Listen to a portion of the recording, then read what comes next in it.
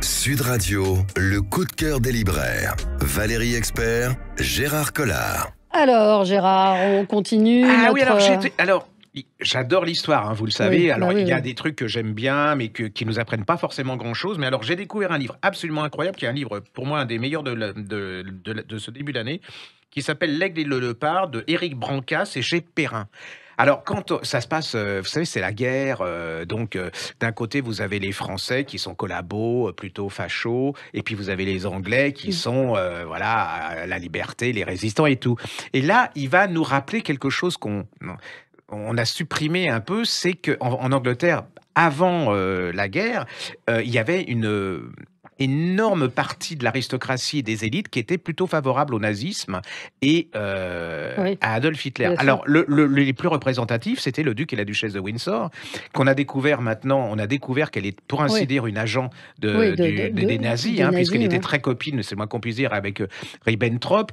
En fait, quand on a dit que c'était l'excuse officielle enfin, il démissionnait, il abdiquait parce que c'était une histoire d'amour, en fait, le gouvernement l'a largement poussé à la sortie parce qu'il se disait on va se retrouver avec quelqu'un. Et puis, on démontre dans cette chose-là que c'était pas gagné. Hein. C'est-à-dire que Churchill, quand il revient au pouvoir, ça s'est tenu à très, très, très peu que les pacifistes, hein, parce qu'en fait, Hitler, il voulait une chose. Il avait beaucoup d'admiration pour les Anglais, c'est-à-dire on le laissait tranquille à l'Est et lui, il les laissait tranquilles avec leurs dominions, voilà.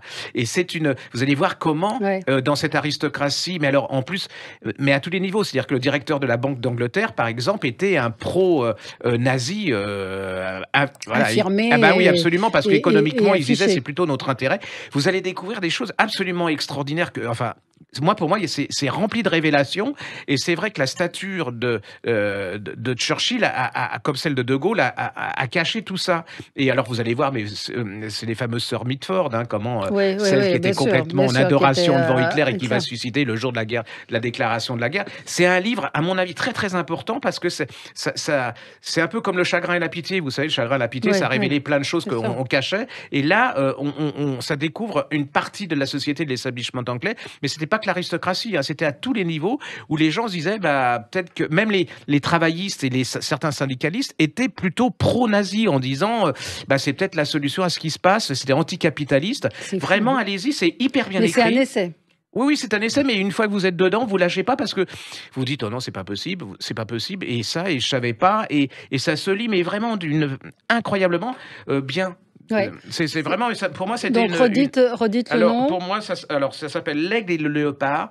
C'est chez Perrin et c'est de Éric Branca. Ne loupez pas si vous aimez l'histoire et en particulier la période 1940.